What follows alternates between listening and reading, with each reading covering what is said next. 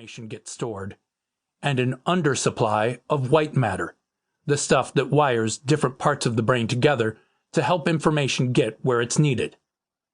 Your brain is at peak efficiency for learning and can tuck away information more efficiently than at almost any other time in your life. That's awesome. At the same time, your brain is super inefficient when it comes to being able to pay attention to something for long periods of time. And skills like self-discipline, task completion, and handling emotions are still being developed while the areas of the brain are connecting to each other. This isn't a value statement on your worth or capabilities. It's a biological truth that our brains aren't fully wired until sometime in our mid-20s.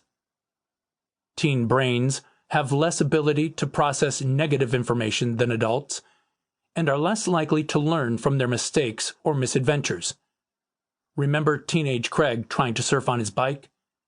Do you think that was the last stupidly risky thing I did? It wasn't.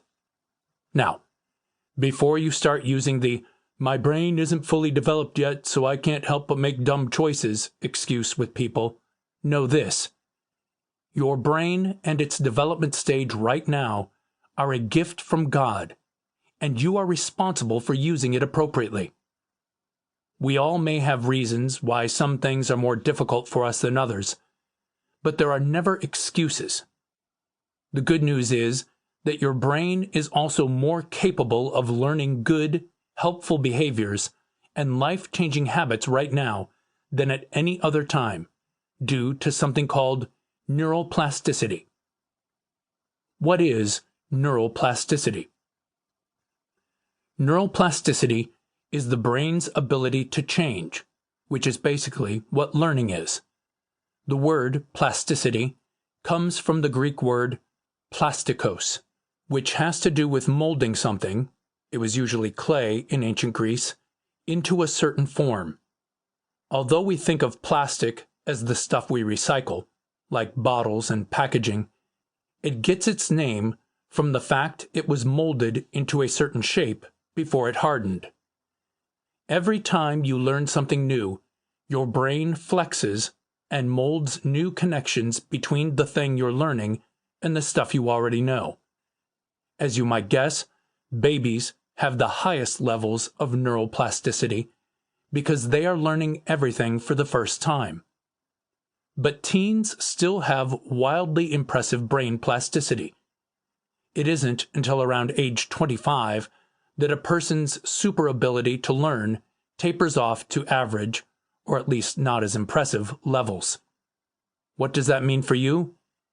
It means your brain is perfectly poised to learn. Just remember that with great power comes great responsibility. Thanks, Spider-Man. We're going to get into all kinds of interesting terms and explore some basics of how the brain works. But this book isn't a science book. I'm writing it because there's a war going on and your brain is the battlefield. What you think right now will shape who you are and who you will become. That's not an exaggeration. Our lives follow the direction of our thoughts. The better you can understand that now, the better equipped you'll be to change the trajectory of your life. Throughout this book, we'll unpack both scripture and what we've learned from scientific research. Check this out. In Philippians chapter 4, verses 8 through 9, the Apostle Paul writes, "Finally, brothers and sisters, whatever is true, whatever is noble, whatever is right, whatever is pure, whatever is lovely, whatever is admirable, if anything is excellent or praiseworthy, think about such things. Whatever you have learned or received or heard from me or seen in me, put it into practice, and the God of peace will be with you."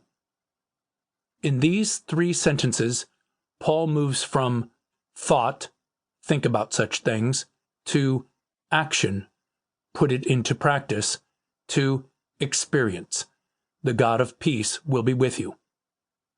Paul tells us that our thoughts shape our lives. In recent years, an entire discipline